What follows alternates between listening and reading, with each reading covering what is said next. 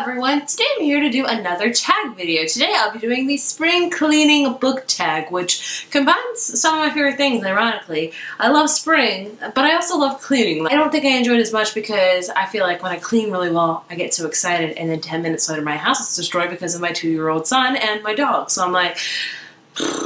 Oh, this tag is going to be talking about books combining with like spring cleaning, so it's going to be fun and on, and I'm excited to do it. This tag is created by Book Syrup, and I will leave her original video down below for you to go check out. I recommend you do, and let's get on to the tag video. The first question is the struggle of getting started, which is very true.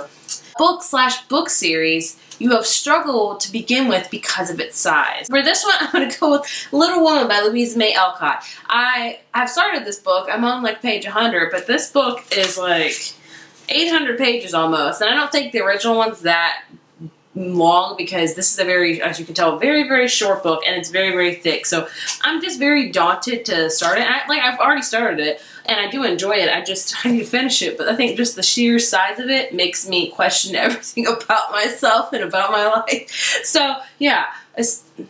The next question is cleaning out the closet. Book/book series, again, that you would like to unhaul. These two, I'm talking about two, they might be controversial to you because both of these series, yes, series, are very well loved. I'm really considering unhauling them as much as it breaks my heart because I honestly don't want to get rid of them, but then I'm trying to think practically of like, this is all the space I have for books, and I could fill up with other books that I have read instead of these books that will probably never be read sitting on my shelf. I think I'm going to unhaul this one, honestly, now that I think about it. I might pack it away for my son to read when he's the appropriate age, and that is the Percy Jackson series, or I should say the Percy Jackson the Olympian series by Rick Riordan. I have read the first book in this series, but I just don't see myself finishing this series, honestly. Like, I'm 95% sure I'm never going to finish the series, and I'm okay with that.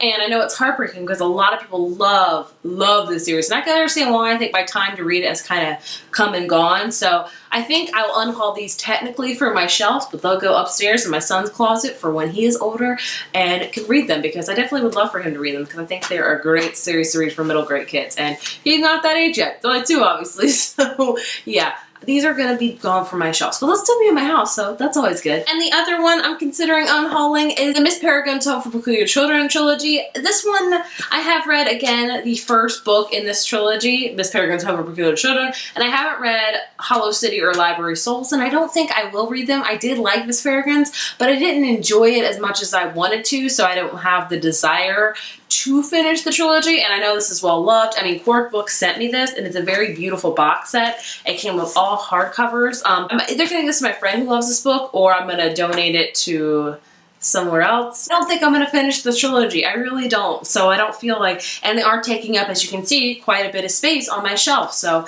yeah, I'm probably going to give these away, but I'm trying to give them to a friend. So they will be going to a well-loved home, my friend. The next question is opening windows. One of my favorite things to do at all time during spring. Like if it's a nice day outside, my windows are going to be open 95% of the day because beautiful spring air is just amazing. A book that was refreshing. I was cheating again because that's the theme here. I have two I want to talk about. The first one is Geekerella by Ashley Poston, or Poston, I can't remember how to say it correctly, but this is definitely a breath of fresh air. Like, I wasn't expecting to love this book as much as I did. This is a Cinderella retelling with a fangirl twist. I highly recommend if you're looking for something cute and fluffy and, like it said, refreshing, something to just make you smile, this is the perfect book for you because it is just so adorable. Like, I loved it so much. I have a review of it if you want to check it out, but I love this one. Other one I'm going to talk about I just finished, and it's very, very refreshing, and that is Alex Approximately by Jen Bennett. I've been reading a ton of contemporary this year, and it's quite different from last year because I didn't really read a ton of contemporary, but I feel like this year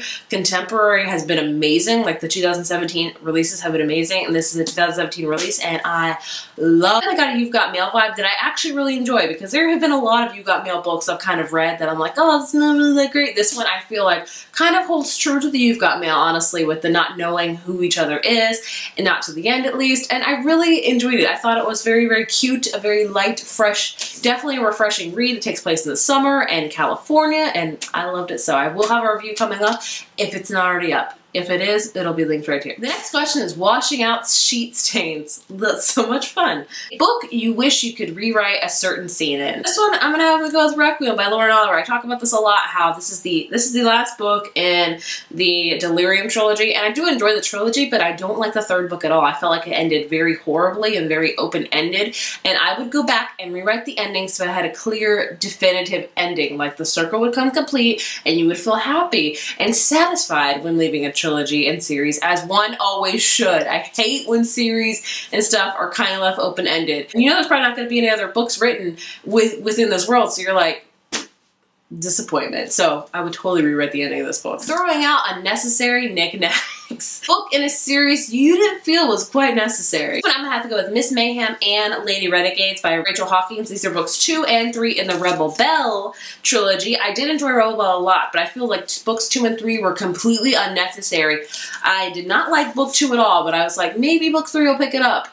Maybe book 3 will, you know, have everything and they'll wrap everything nicely and give me all the answers. No, it did not. Look how short this book is. The third book in the trilogy. Why is it this short? Why?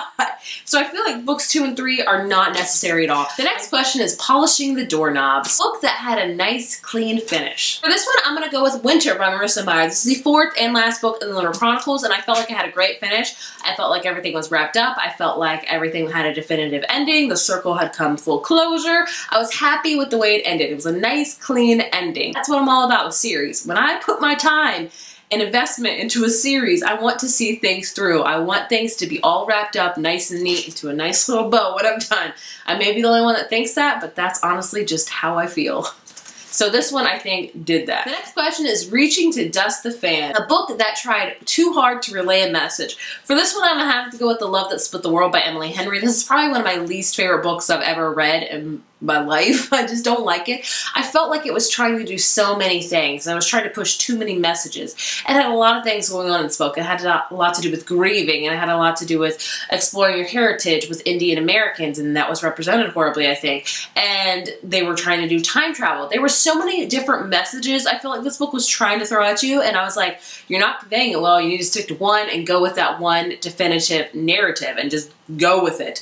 But it did not happen, so I tried too hard. It really did. Like, this book tried way too hard in my opinion. And I'm sorry if you love it. I think that's awesome if you loved it. I personally just did not. The next question is the tiring yet satisfying finish of a spring cleaning. Book series that was tiring yet satisfying to finish. This one, I'm gonna have to say The Raven Cycle by Maggie Stiefvater. I love this series. Do not get me wrong. This is one of my favorite series of all time. Like, it's in my top 5. I love this series. But it's tiring because of the sheer information that's in this book. This series is a very different series from anything that I've ever read before, and it's just very odd and amazing and beautiful, but there's a lot of information in this series, and you really have to really focus in on it and hone in it and really pay attention. I feel like, I don't know, to compare, this is going to be a horrible comparison, but just go with me here. It's almost like watching Lost. With watching Lost, you have to pay attention every second while you're watching Lost, because something important is going to happen, and you're going to have to remember that for later.